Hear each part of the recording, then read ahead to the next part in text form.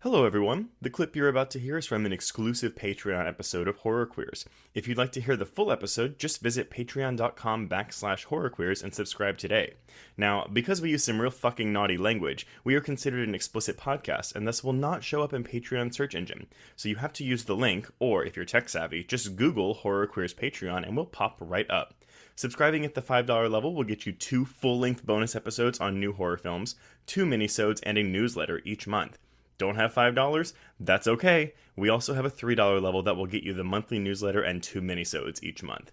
And without further ado, here is your exclusive Patreon clip.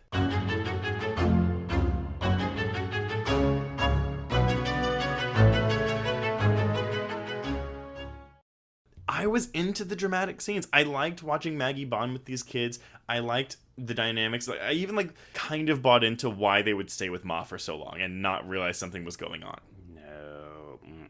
No, because they're stupid kids. They just want to get drunk.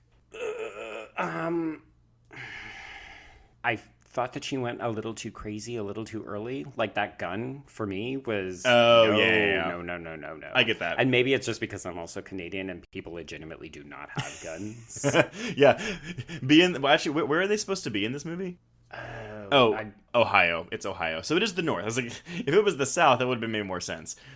Yeah, I mean...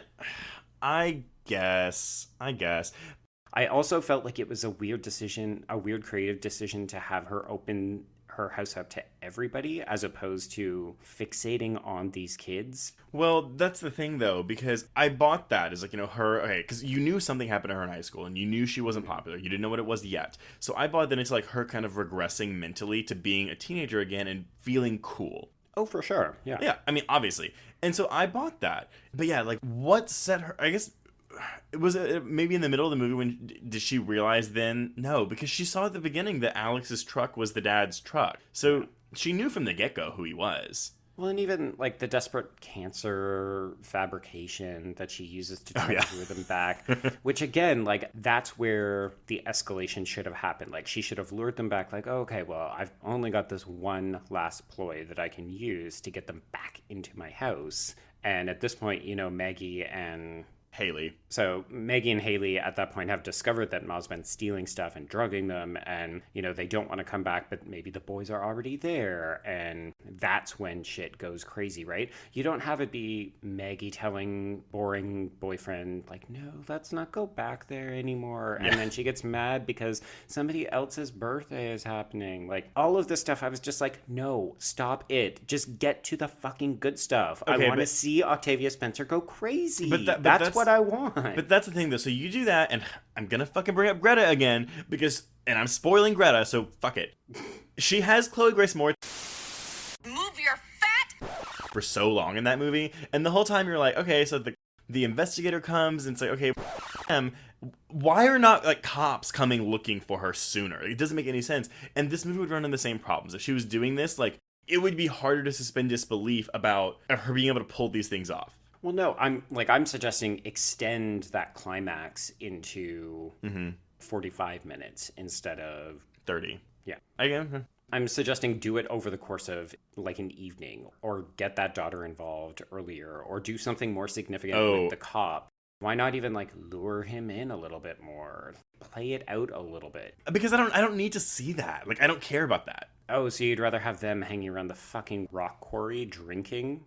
No, I mean, what it did instead was, because do you really want to have a 5-minute drag-out scene? No, I wanted her to kill more people, and I wanted her to go crazy for longer. But see, though, that's not what the movie's trying to do, and I don't think the movie knows what it's trying to do. I totally disagree. No. It wants to be a drama and make you feel bad for her and make you understand why she is this way by giving her the thinnest of backstories, which to me still works, but only because of Octavia Spencer, because she is selling that shit.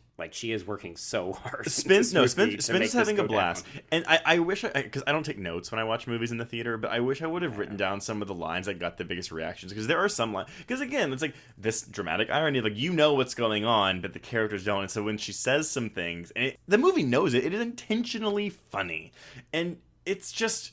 I don't know, and she sells it, you're right, but she's having a blast this movie. She wanted to do something fucked up, and she got it. Now, could it have been more fucked up? Yes, outside of fucking doing a blood transfusion with dog blood, but I mean, still. It's placed in that end sequence. It does. Everything is good. I didn't mind that it was all relegated to the last act. I mean, it's almost like Danny Boyle's Sunshine, where it's like deep, like kind of space drama, and then boom, slasher for those last 30 minutes. Yeah, dude, no, that is a way, way better and completely different movie.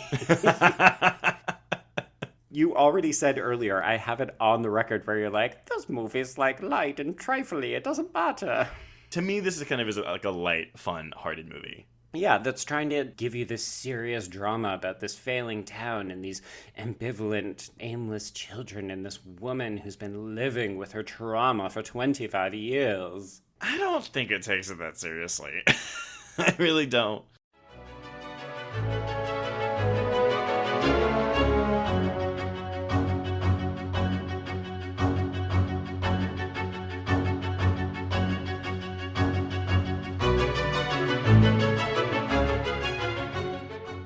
This episode was brought to you by the Bloody Disgusting Podcast Network, delivering your weekly horror podcast fix.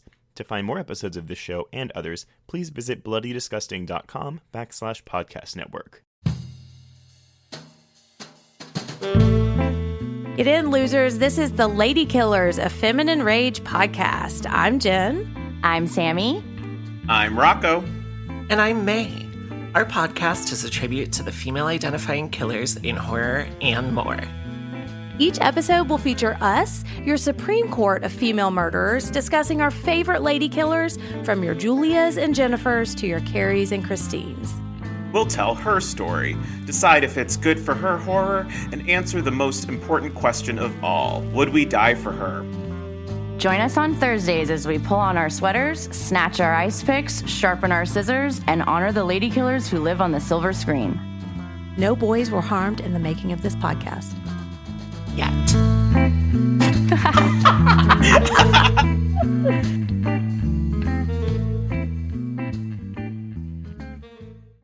It was late in the afternoon when the professor and I took our way towards the east, whence I knew Jonathan was coming. Jonathan Harker has asked me to note this, as he says he is hardly equal to the task, and he wants an exact record kept. Dear Madam Mina, I have read your husband's so wonderful diary. Strange and terrible as it is true. I will pledge my life on it. God preserve my sanity, for to this I am reduced. Safety and the assurance of safety are things of the past. I am in hopes that I shall see more of you at Castle Dracula.